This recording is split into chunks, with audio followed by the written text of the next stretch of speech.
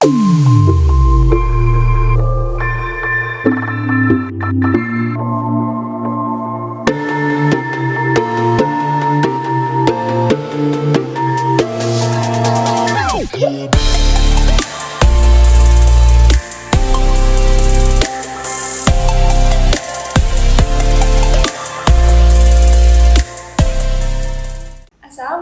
warahmatullahi wabarakatuh.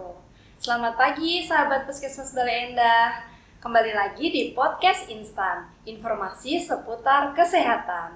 Nah, sekarang ini kan banyak banget nih kasus kanker payudara untuk wanita-wanita di Indonesia.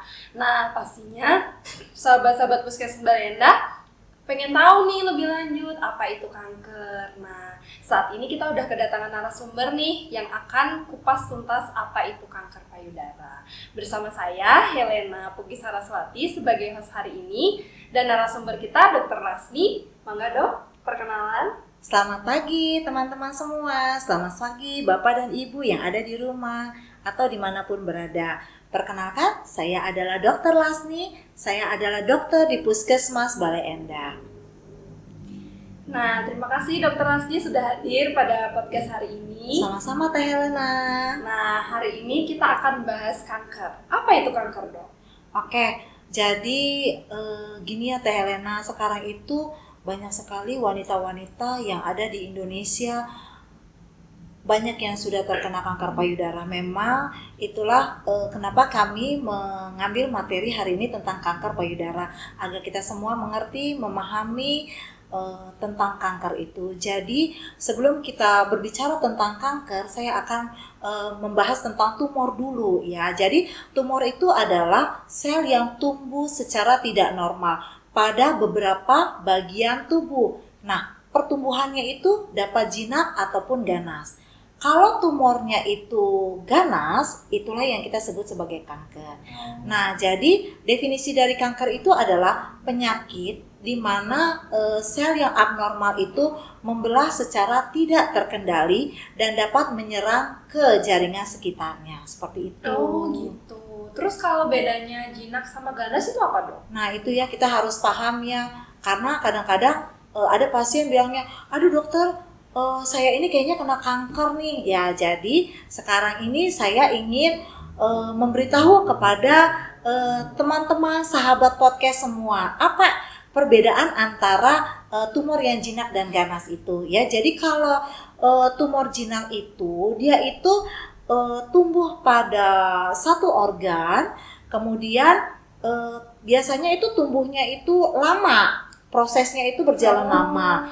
Nah, biasanya dia itu mempunyai kapsul sehingga karena dia punya kapsul, dia itu bisa digerakkan.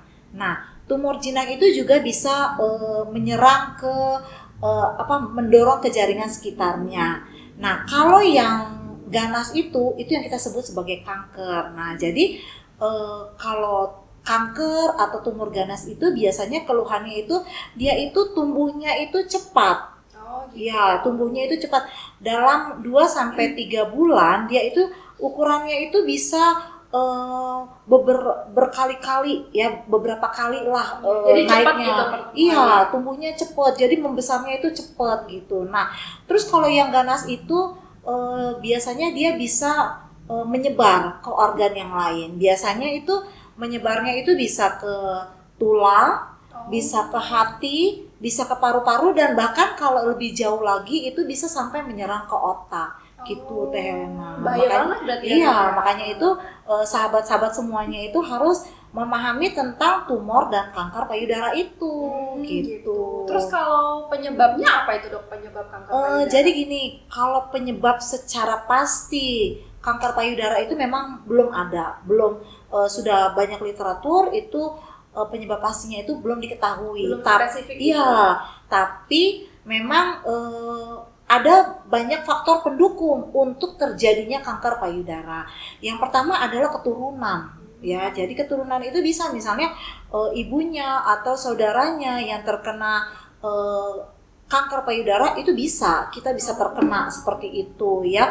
Terus pola hidup tidak sehat Teh Helena. Oh, Ya, gitu. sekarang kan ini ya karena kita sibuk bekerja, jadi kita selalu mencari yang instan, ya kan? Yang siap, yang cepat saji, Ya, yang fast food penting. ya, Dok, ya? Iya, nah itu dia. Sedangkan itu adalah makanan yang tinggi lemak jenuh. Iya. Nah, terus kebiasaan banyak juga ya sekarang itu mau laki-laki mau perempuan itu hobi ya minum alkohol. Nah, Iya. itu merupakan faktor untuk Beresiko.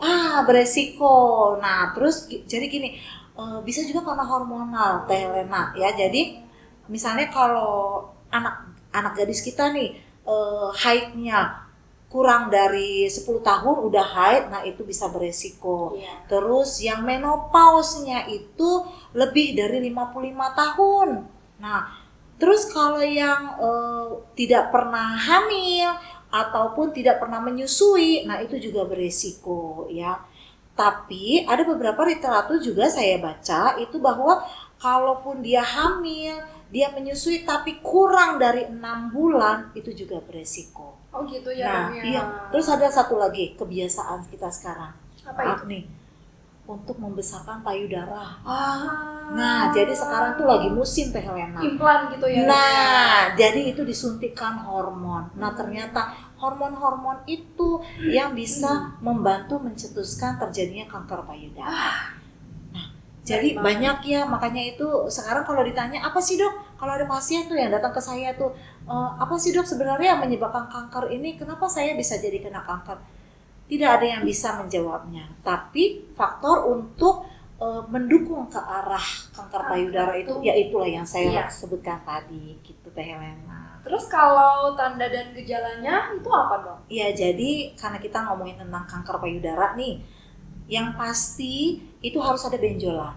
Nah, seperti saya bilang bahwa kanker payudara itu dia cepat tumbuh dan berkembang. Jadi benjolan itu dia itu cepat tumbuh, berkembang, membesar sampai berkali-kali lipat besarnya itu. Nah, pada awal-awal benjolannya itu biasanya dia itu tidak ada nyeri Teh Helena. Tapi makin hari makin membesar, biasanya dalam 2 sampai 3 bulan itu sudah pembesarannya itu sudah kelihatannya besar sekali ya. Nah, itu mulai ada keluhan nyeri, terus ada luka yang sulit untuk sembuh. Iya. Dan lagi beberapa pasien yang kami yang datang ke kita untuk kontrol itu biasanya bau Teh Helena lukanya itu ya. Nah, terus lagi kalau kanker payudara itu karena dia membesar, jadi puting susunya itu ketarik ke dalam. Jadi itu kalau puting susu kita yang biasanya dia menonjol keluar, tiba-tiba dia itu menonjolnya ketarik ke dalam, ya itu kita curiga. Patut waspada. Nah, ya waspada dan curiga ke arah kanker payudara. Nah, terus kalau karena dia itu membesarnya itu beberapa kali lipat, jadi kulitnya itu tampak seperti kulit jeruk. Nah, pernah lihat kulit jeruk kan kayak apa? Jadi gitu, berkerut-kerut seperti itu. Nah, terus khasnya kanker payudara itu bahwa benjolannya itu karena dia tidak berkapsul, dia itu sulit untuk digerakkan. Jadi dia itu kayaknya tertanam sekali. Jadi agak bisa gerak gitu ya Dok? Iya, nggak gerak. Beda seperti tumor jinak. Kalau tumor jinak tadi kan bisa kita gerakan, iya masih bisa gitu. Itu Teh. Oh gitu. Terus kalau misalkan nih Dok, ada pasien gitu ya berobat ke kita gitu, misalkan dengan keluhan ada benjolan di bagian payudara. Untuk pemeriksaannya itu seperti apa Dok? Nah, jadi kalau ada pasien, jadi inilah yang mau saya jelaskan di sini bahwa sebelum ada benjolan kita harus bisa mengenali diri kita sendiri. Screening ya Dok? Ya, screening. Jadi untuk sahabat-sahabat di rumah semua, ibu, adik-adik, kakak-kakak yang ada di rumah semua, secara khusus wanita ya. Jadi kita itu harus bisa melakukan sadari. Sadari itu adalah pemeriksaan payudara sendiri ya. Jadi kapan itu kita lakukan pemeriksaan payudara sendiri? Itu setiap bulan. Karena kita haid itu kan setiap bulan ya Teh ya. Jadi bagusnya sadari itu pemeriksaan payudara sendiri itu kita lakukan di hari ke-7 sampai hari ke-10 setelah haidnya selesai ya. Jadi kalau misalnya haidnya tanggal 1. Nah, tanggal 7 sudah selesai. Nah, disitulah kita periksa sampai hari ke-10-nya gitu. Ya, kenapa harus di hari ke-7 sampai hari ke-10 setelah haid? Karena pada saat itu berdasarkan literatur bahwa dan penelitian bahwa pada saat itu payudara kita itu tidak dikontrol oleh hormon. Jadi kita memeriksanya gampang. Nah, terus kalau nih seperti Teh Helena bilang tadi, kalau misalnya ada nih yang datang benjolan gimana gitu. Nah, kalau kita temukan adanya benjolan, maka apa yang kita lakukan? Kita datang bisa ke puskesmas, ke rumah sakit, atau ke praktek dokter swasta. Ya. Nah, nanti di situ dokter itu akan memeriksa ya, apakah ini jinak, apakah ini ganas, apakah ini perlu tindak lanjut seperti itu. Itu namanya sadanis, pemeriksaan payudara secara klinis teh. Nah, nanti kalau misalnya dokter bilang, oh ini kayaknya curiga nih ke arah keganasan. Nanti dokter akan merujuk ke rumah sakit untuk pemeriksaan USG payudara ataupun mamografi. Kenapa tidak di puskesmas? Karena di puskesmas memang belum ada. Adapun USG yang kita punya di puskesmas itu untuk sementara ini dilakukan untuk pemeriksaan kehamilan seperti itu, karena ya kita sebagai dokter umum belum ada pelatihan untuk mendeteksi adanya kanker payudara. Jadi kita akan merujuk ke rumah sakit ya. Nah, rumah sakit itu ya tergantung ya, ada rumah sakit tipe A, tipe B, tipe C ya. Teh Lana lah yang lebih ngerti ya tentang rujukan ya. Nah, terus kan tadi saya bilang tentang USG payudara dan mamografi. Tapi itu tidak semudah itu, ada syarat yang harus dipenuhi untuk USG. Iya, jadi kalau USG payudara itu untuk wanita yang di bawah 40 tahun. Kalau mamografi lebih dari 40 tahun. Kenapa USG payudara harus kurang dari 40 tahun usianya? Karena dipercaya bahwa dan berdasarkan penelitian bahwa kalau wanita usia kurang dari 40 tahun itu payudaranya itu masih kencang. Gitu. Jadi masih padat. Jadi untuk dilakukan mamografi itu sangat sulit seperti itu teh. Jadi memang harus kalau kurang dari 40 tahun, saya ulangi, kurang dari 40 tahun kita lakukan USG payudara. Tapi kalau lebih dari 40 tahun kita lakukan mamografi, tapi segala sesuatunya itu dokter spesialis bedah, dokter onkologi, dokter radiologi yang akan memutuskan sesuai dengan kondisi pasien itu gitu. Jadi ini kan secara teori teh ya. Jadi kita kembalikan lagi ke dokternya seperti itu ya. Terus teh di sini kan saya tadi bilang tentang sadari ya. Jadi teman-teman semua di rumah harus bisa melakukan pemeriksaan sadari ya, yang dilakukan di hari ke-7 sampai di hari ke-10 setelah menstruasi. Nah, saya ajarin ya, Teh Helena mungkin juga masih bingung apa sih sadari itu. Mungkin juga Teh Helena juga nggak pernah melakukannya di rumah. Enggak dong. Nah, itu dia, makanya saya kasih tahu ya Teh Helena. Jadi yang dilakukan itu adalah pertama, kita harus punya cermin. Cermin itu kaca. Kaca itu kalau bisa sih agak tinggi ya. Sebadan gitu atau sebadan lah, setengah badan atau sebadan. Karena yang mau kita periksa kan payudara. Ya, paling enggak payudaranya yang harus kelihatan teh. Jangan cuma wajahnya, ya kan? Jadi pertama adalah tangan diangkat tinggi-tinggi ke atas. Kemudian kita memperhatikan di depan cermin. Adakah perubahan pada payudara kita? Adakah bengkak? Adakah merah? Adakah puting susu yang mulai tertarik ke dalam? Ya, itu yang pertama. Atau bisa juga dengan tangan diginiin. Nah, sama juga tangan ditaruh di belakang ini, di belakang kudung ini ya. Terus sambil kita lihat, ya ada nggak nih merah-merah, ada nggak nih benjolan? Karena kalau ada benjolan pasti kelihatan agak menonjol ya teh ya. Terus ada nggak puting susu? Tapi tentunya teh bajunya harus dibuka dengan Oh iya dong. pakaian dalamnya harus dibuka teh. Kalau nggak dibuka gimana bisa ngelihat teh, ya kan? Iya, betul. Nah ya jadi begitu ya. Yang pastinya kita harus sendiri teh di kamar, Iya ya kan teh ya. Privacy itu. Iya privacy pastinya ya. Terus kemudian walaupun kita melihat tidak ada merah-merah, tidak ada perubahan warna, tidak ada perubahan ukuran, tidak ada puting susu yang Tidak ada tertarik ke tanda-tanda bawah, tidak gitu. ada tanda-tanda, tapi tetap kita harus melakukan pemeriksaan lanjutannya Apa itu? pada sadari itu. Jadi diangkat misalnya salah satu yang kita mau periksa adalah payudara kanan ya, tangan kirinya diangkat, tangan kanan memeriksa Meraba. payudaranya meraba ya. Jadi ini bisa dari tengah ke luar atau dari luar ke arah dalam. Seperti itu ya ibu-ibu ya, kakak-kakak semua. Jadi sambil dilakukan penekanan diputar seperti ini. Nanti gantian ke tangan kanan untuk memeriksa payudara kanan dengan menggunakan tangan yang kiri. Seperti itu. Ya, Teh Helena ya. Terus kalau misalnya kita curiga nih, tapi kok kayaknya ada benjolan ya, tapi kok Masih kayaknya- ragu-ragu. Iya, saya masih ragu-ragu, saya kayaknya nggak yakin. Nah, ada satu pemeriksaan lagi, karena kan payudara kanan dan kiri itu memang diciptakan oleh Tuhan Yang Maha Kuasa itu berbeda-beda, ya. Jadi kita tidur terlentang teh, terus kita ganjel ini punggung, Pakai bantal. pakai bantal. Iya. Nah, jadi seakan-akan payudaranya itu naik Iya. seperti itu.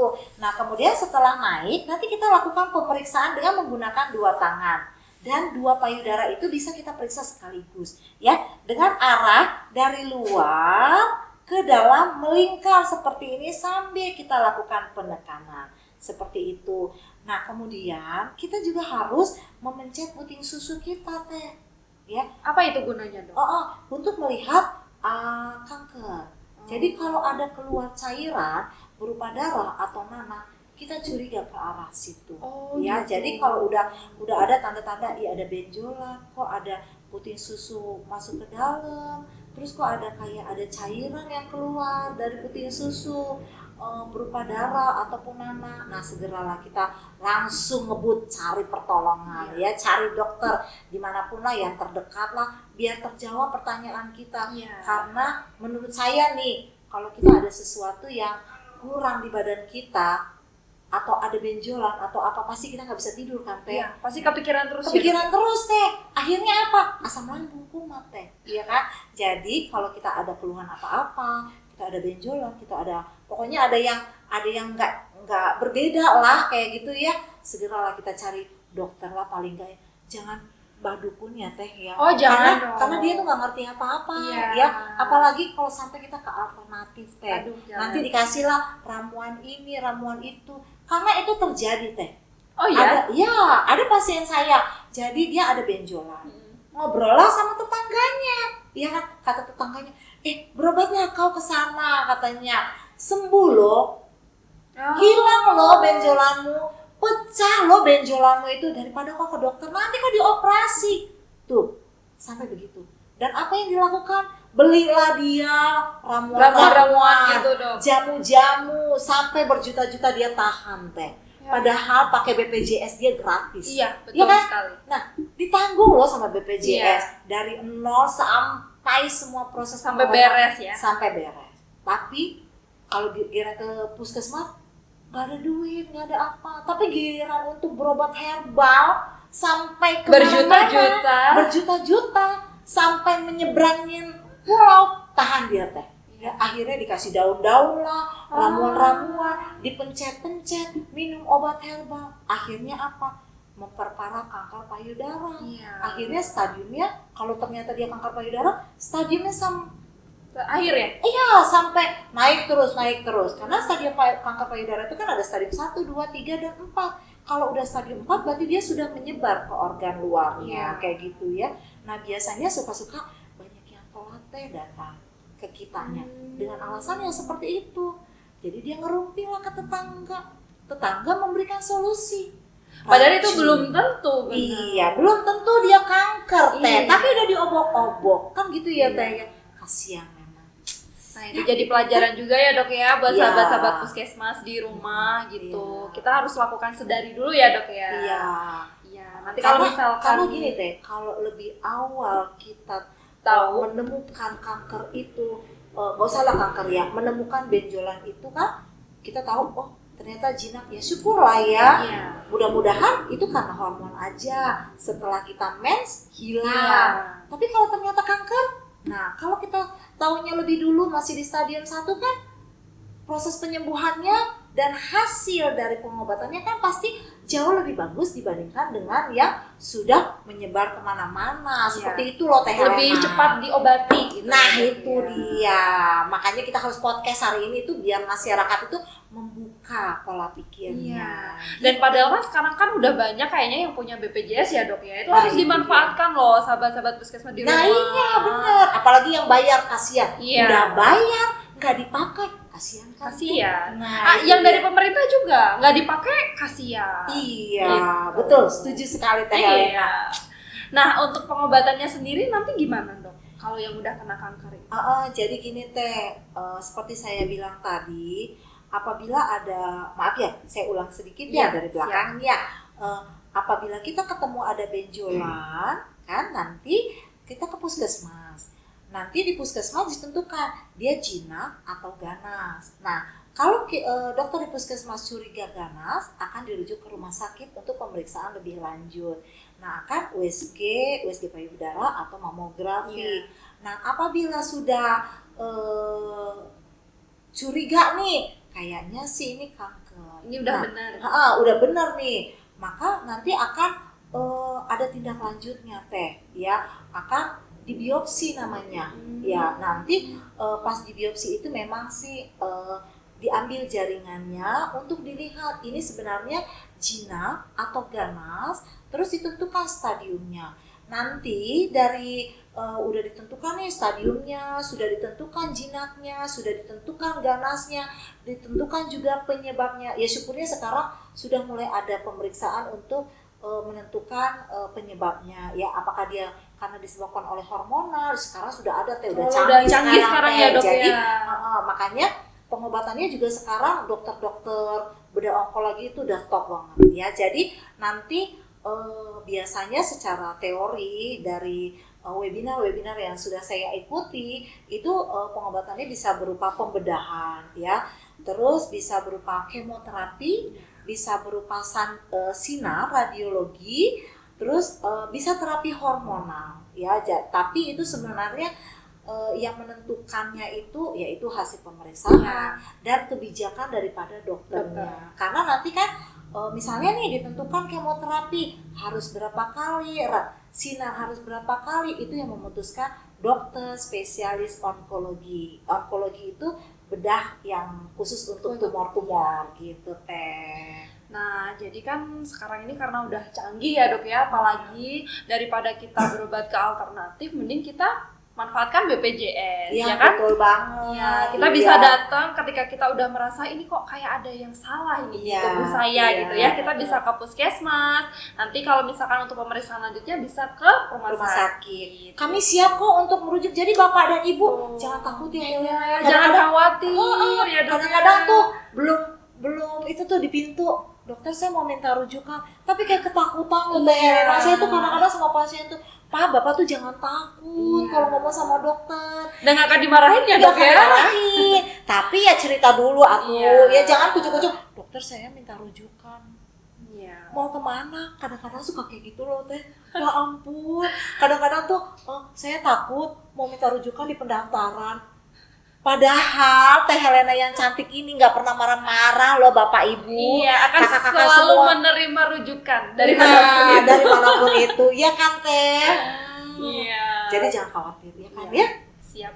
Nah, jadi itulah dia kanker ya dok ya, kanker payudara ya. Nah, untuk pencegahannya kan mungkin kita bisa menerapkan pola hidup sehat ya dok betul ya, sekali. mulai dari sekarang. Karena kan kita udah tahu tadi ada banyak faktor resikonya ya. Benar. Apalagi sekarang itu kakak ibu-ibu sibuk ya, yang makanan siap saji itu, aduh.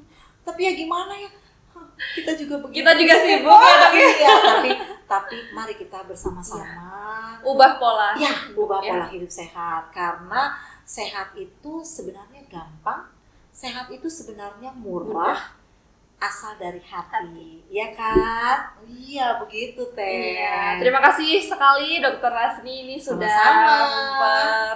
silahkan untuk di sini. Jadi ini kira-kira nanti sahabat-sahabat Puskes Balenda sudah jelas atau belum ini dengan podcast kita hari ini. Kalau misalkan masih ada pertanyaan untuk lebih lanjut bisa untuk tulis di kolom komentarnya ya. Iya, betul. Atau datang ke puskesmas gak apa-apa. Oh iya. Saya senang kok ngobrol sama pasien-pasien saya.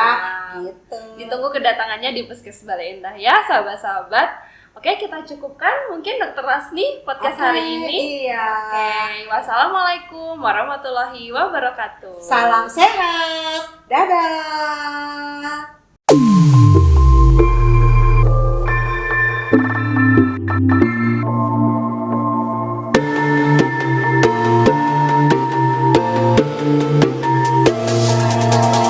Yeah.